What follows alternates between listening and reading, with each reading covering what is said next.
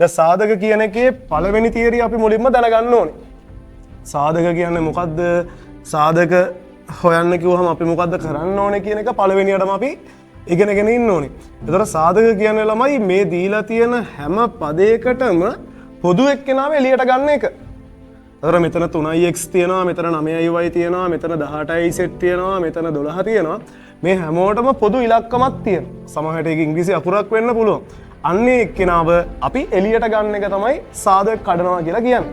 ඒතර මේක දිහා බැලුවාම 3 9 18 12 කියලා සංඛ්‍යා තුන තියෙනවා. දැන් ඉංග්‍රීසි අකුරු දිහා බැලුවාම නම් එයාලා එක්කෙනාට එක්කෙනා වෙනස්. මෙතන තියෙන්නේ x, මෙතන තියෙන්නේ y, මෙතන තියෙන්නේ z, මෙතන තියෙන්නේ ඉංග්‍රීසි අකුරකුත් නැහැ, කෙලින්ම තියෙන්නේ ඉලක්කම. එතකොට අපි දැන් බලන්න ඕනේ මේ කට්ටියගෙම පොදු එක්කෙනාව එළියට ගන්න. එතකොට මම දැක්කා මේ හැමෝම කවුද? 3 ගුණාකාර.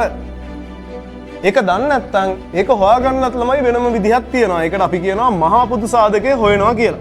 ඒතර මහා පොදු සාධකය අපි කොහොමද හොයන්නේ? 3 9 18 12 කියන සංඛ්‍යා හතර ලියනවා. ලියලා අපි මොකද කරන්නේ? මේ හැම සංඛ්‍යාවක්ම බෙදෙන ප්‍රථමක සංඛ්‍යා වලින් බෙදෙනවා. ඒතර 3 9 12 10 3 9 18 12 කියන ඔක්කොම 3ෙන් බෙදනවා.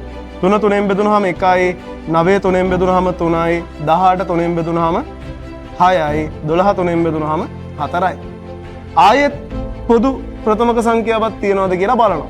එකෙනුත් එකක් බෙදන්න පුළුවන්, තුනක් බෙදන්න පුළුවන්, හයත් බෙදන්න පුළුවන්, හතරත් බෙදන්න පුළුවන්. ප්‍රථමක සංඛ්‍යාවක් තියනවද කියලා බලනවා. නමුත් අපිට එහෙම ප්‍රථමක සංඛ්‍යාවක් හොයාගන්න බෑ.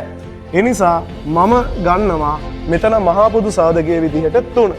එතකොට මෙතන 3 දානවා. 3 වැඩි කිරීම x. දාන්නේ ළමයි දැන් මුලින්ම මම ලිව්වේ ධන 3නේ. එතකොට මෙතන ලියන්නත් ඕනේ කාවද? ධන 3. එතකොට ධන 3 වැඩි කරන්න ඕනේ 3යි y ගේ.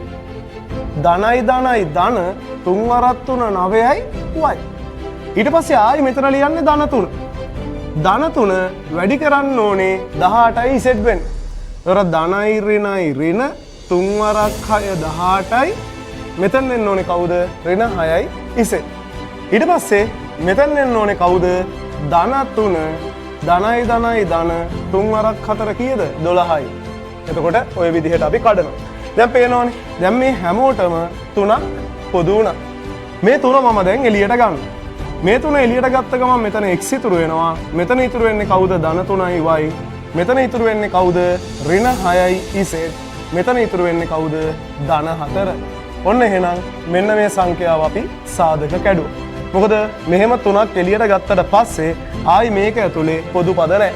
ඒ කියන්නේ අපි මේ සංඛ්‍යාව සාධක කැඩුවා.